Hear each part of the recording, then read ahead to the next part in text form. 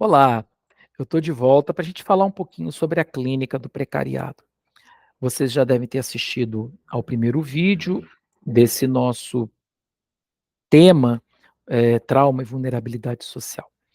Antes de mais nada, eu gostaria de falar um pouquinho sobre o tema do fatalismo. Fatalismo é um termo cunhado por Ansara e Dantas, onde elas vão falar sobre como o sujeito que está numa situação precarizada ou uma situação de vulnerabilidade social por diferentes temas, ela acha e acredita que ela não é capaz de sair dessa situação. E aqui nós temos que recorrer a dois valores fundamentais. Primeiro, o narciso, a referência narcísica que o sujeito faz de si e a diferença de como ele se projeta nessa relação com o trabalho.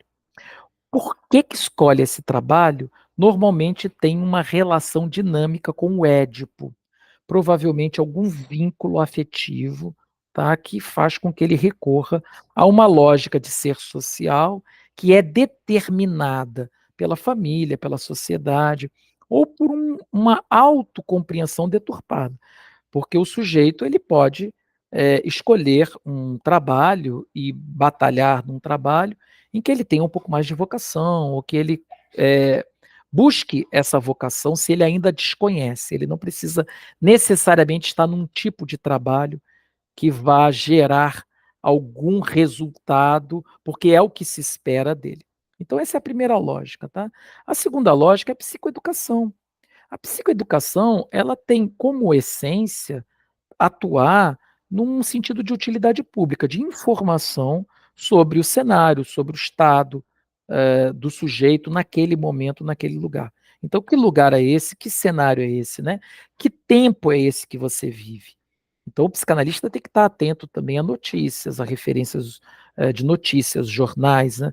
Ele tem que ter conhecimento de sociologia, ele tem que ter conhecimento de história, para que ele possa ter bastante experiência sobre esses cenários distintos, sobre as culturas distintas, considerando que o Brasil é um país continental, né, dono de muitas culturas diferentes, para que ele tenha repertório para falar a esse sujeito que vem, às vezes, de uma comunidade, ou vem de uma região de aridez, ou vem de um lugar que tem muitas chuvas e inunda, ou vir de um lugar que é rural, ou de um lugar que é industrial. Então, o psicanalista ele tem que ter esse conhecimento generalista, tá? E também esse conhecimento pontual para ele entender o macro, o meso, o micro e o exo, que são os cenários possíveis. Vamos falar de cada um deles. O micro cenário é o cenário que você cria para si, que você condiciona para si a partir de suas atitudes, a partir da sua estrutura de pensamento, da sua estrutura de saber. Então você tem relações sociais com pessoas que são próximas a você. Isso é o seu micro cenário, né? Você tem uma ideologia, uma identidade, uma forma de pensar sobre o mundo, sobre a metafísica, micro cenário. O mesocenário são cenários aonde existem dois ou três espaços que convergem, que conversam. Então, é esse lugar da casa e a influência da casa na escola. É a escola e a influência da escola no ambiente de trabalho.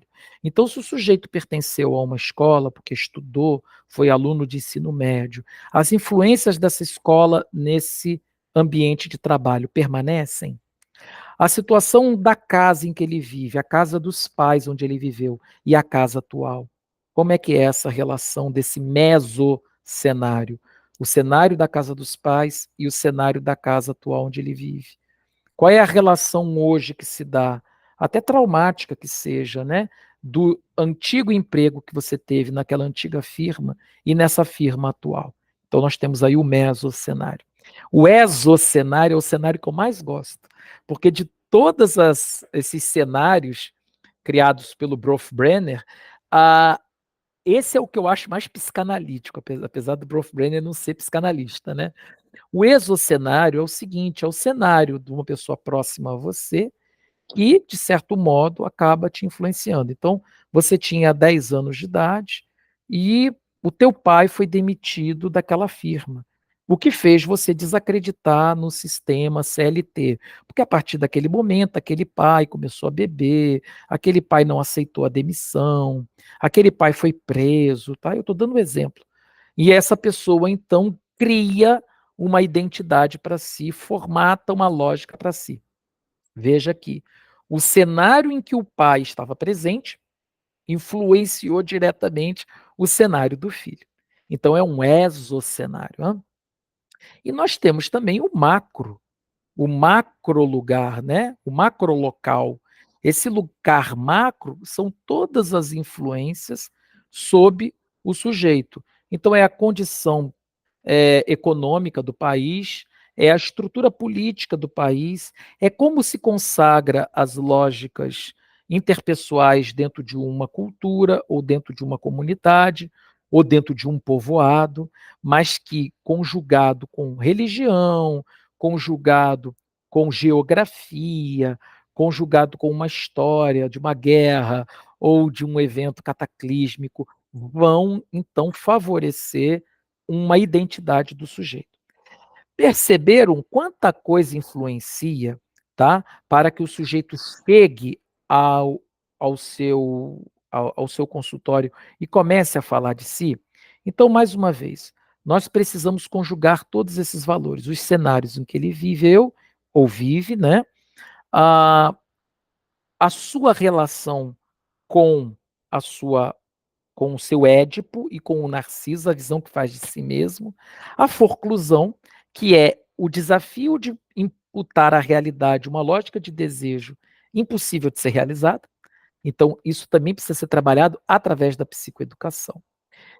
A partir daí, você vai fazendo perguntas de modo que o sujeito possa se situar. Para isso, o psicanalista precisa estar num lugar de suposto saber. Esse analisando precisa acreditar nesse psicanalista, acreditar que ele realmente tem as respostas. Não significa que o psicanalista tem que dar essas respostas, mas fazer com que o sujeito se olhe. E quando esse sujeito se olhar, ele pode se chocar, porque talvez a realidade dos fatos não sejam as mesmas que ele imagina, porque a fantasia para o profissional precarizado ocupa o lugar de realidade, é um mecanismo de defesa muito forte. Outra lógica importante é nós trabalharmos o ideal de eu, mas baseado não num eu fantasioso, num eu real, versus o ideal de eu versus o eu ideal. O que isso significa? Eu ideal é quando eu identifico uma possibilidade para mim. Ideal de eu é o que esperam de mim. Então vamos lá, vamos fazer essa diferenciação. O que esperam de você desde novo, desde pequeno? O que é que você espera de você? Conjuga? Por quê? Tem como não conjugar? Aonde é que pode conjugar sem fazer mal a você? Será que você está disposto a seguir o que os outros desejam? Será que você espera um pouco mais de si mesmo? O que é que você espera? Vou dar o exemplo de um ator que me procurou, porque ele vivia muito angustiado porque não tinha trabalho. Eu fui olhar as atividades que ele estava realizando e ele, de fato, tinha muito trabalho. Ele trabalhava mais do que eu, certamente. E não ganhava o tanto que deveria ganhar. Então ele mesmo chegou à conclusão de que estava cobrando pouco para fazer trabalhos muito difíceis, trabalhos articulados, porque o ator ele tem que ser hiper especializado. E era o caso dele, tinha faculdade de dramaturgia, dava aula em 3, 4 lugares, estava trabalhando em peça de teatro, fazendo cinema, um negócio extraordinário. Mas ele realmente achava que trabalhava pouco. Foi aí que nós fomos investigar o ideal de eu, que estava muito conjugado com o eu ideal e influenciava as decisões dele, tá? A mãe dele, quando o flagrava vendo televisão, isso assim, quando ele era jovenzinho, tá? Costumava reclamar, né, entrar em crise, brigar, e ele ficava muito chateado com essa mãe, porque ele não podia se deitar no sofá. Dava 8 horas da manhã, ele tinha que sair de casa. A mãe não podia saber que ele vinha em casa. Ele podia ir em casa almoçar, tá? tinha almoço, mas dava também 2 da tarde, ele tinha que voltar para a rua, mesmo que não tivesse nada para fazer. Então ele introjetou uma lógica de que quem fica em casa é vagabundo. Quem fica em casa é porque não tem o que fazer ou não sabe o que fazer. E essa mãe, evidentemente, né, influenciada por histórias de outras pessoas, provavelmente tinha medo de que a vizinhança achasse que o filho dela era uma pessoa sem função na vida. Então, temia ser mal falada, temia que o filho fosse mal falado. Isso porque também viviam em uma comunidade onde as pessoas entravam muito umas nas casas das outras, faziam muito a fofoca, olhava muito a vida, né, uns dos outros. Perceba que esse ator que me procurou já não tinha mais uma lógica parecida com essa que ele vivenciou quando era jovem. Ele vivia numa casa abastada, vivia numa casa boa, que os vizinhos não eram convidados para dentro de casa, mas ele ainda mantinha como uma forma de referência materna aquele ideal de eu gritando em seus ouvidos: você não pode descansar, você não pode ver uma televisão, você não pode parar para tirar um cochilo depois do almoço, né. Então, o trabalho com o precarizado, ele tem que ser focado em olhar para si mesmo, ver o que é que está te fazendo mal e identificar por que que você se macula e por que que algo que deveria ser bom, que é o trabalho, está se transformando em algo ruim, num sentido de por que que você não faz aquilo que você é capaz de fazer ou que te promova um bem-estar? Por que que você ainda é regido e guiado pelo cenário, pelo ambiente, pelas pessoas, né? Que tributo é esse?